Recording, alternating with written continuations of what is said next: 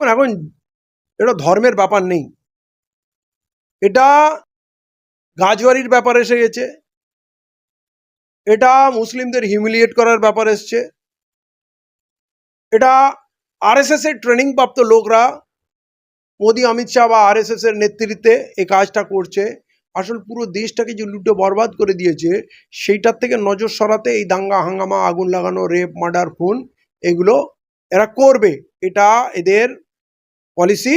কিন্তু এখনো বলছি, আমাদের ওলামারা দেশের আদিবাসীদের সঙ্গে, দেশের দলিতদের বড় নেতার সঙ্গে, দেশের শিখদের সঙ্গে, দেশের জৈনদের সঙ্গে, দেশের বৌদ্ধিস্টদের সঙ্গে এখনো বসার মতো তাদের মাথায় আসেনি। তাহলে এরা কি আরএসএস এর কাছে ভাং খেয়ে বসে আছে? কবে নড়বে? আরশাদ মাদনির মার্ডার না হলে কি জমিয়ত নড়বে না? মাহমুদ নান্নির মার্ডার না হলে কি জমিয়ত নড়বে না? এরা কিসের ঠেকা নিয়ে বসে আছে? আরে তুমি যুদ্ধ না করলেও পাল্টা বাকি সমস্ত জাতি উপজাতির সঙ্গে বসে একটা সিরিয়াস মিটিং তো করো। ভারতবর্ষ কোন দিকে যাচ্ছে, আমরা কি করবো, কি পাল্টা ব্যবস্থা নেবো? আমার মনে হয় এদের মগজ ফগজ সব শূন্য হয়ে গেছে, আর নাহলে এরা বেইমান, এরা আরএসএস এর কাছে বিক্রি হয়ে বসে আছে। তাই মুসলিম জাতি ধ্বংস হয়ে গেলে এদের কিছু যায় আসে না। মুসলিমদের নিজেদের ভাবতে হবে অন্য সম্প্রদায়ের সঙ্গে কি করে বন্ধুত্ব করা যায়, একসঙ্গে দাঁড়ানো যায়, একসঙ্গে প্রতিবাদ করা যায়, একসঙ্গে আলোচনা করা যায়। আর পাল্টা কথা, সত্যি কথা, যদি জীবন যাবার উপক্রম হয়, মরার আগে লড়তে হবে, এইটা শরিয়ত বলে আর এইটা ভারতের সংবিধান বলে। অতএব এইটা আমি বলছি, দায়িত্ব নিয়ে বলছি, সংবিধান অনুযায়ী তোমার আত্মরক্ষার অধিকার আছে।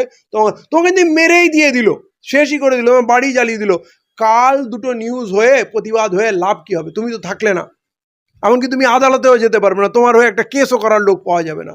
অতএব এটা ঘুরে দাঁড়ানোর সময় এইটা মুসলিম সমাজের ওলামাদের ভাবতে হবে। কারণ আমার কথা তো মুসলিম সমাজ চলে না, যাদের কথায় চলে তারা ভাং খেয়ে ঘুমাচ্ছে, তারা ভাঙকে ঘুমাচ্ছে, এখনো বলছে এই তসবি করলেই হবে, ইফতারির ফজিলত। আরে এখন ইফতারির ফজিলত নয়, এখন শাহাদাতের ফজিলত বয়ান করতে হবে আপনাকে। এত কাপুরুষ মুসলমান তো ছিল না। এই কাপুরুষ মুসলমান, আমি তার জন্যে বলি আমার ওলামারা দায়ী। তারা শুধু নিরীহ মুসলমান মাদ্রাসায় তৈরি করেছে, তারা সালাউদ্দিন আইয়ুবী তৈরি করে না, খালিদ বিন ওয়ালিদ তৈরি করে না, এবং তারা নিজেরাও ভীতু কাপুরুষ, তারা একটা প্রতিবাদও করতে পারে না। তার জন্য এই অবস্থা। ভারতকে আমরা স্বাধীনতা দিয়েছি, সব থেকে বেশি রক্ত দিয়েছি, আবার ভারতকে বাঁচানোর সময় এসেছে, আবার রক্ত দিতে হবে। দেশকে বাঁচানোর জন্য রক্ত। এরা তো ব্রিটিশদের দালালি করতো, এরা কবে দেশভাগ, এরা তো দেশটাকে ধ্বংস করছে, আর দেশ ধ্বংস হবে আমরা বসে তামাশা দেখবো? এটা হতে পারে না।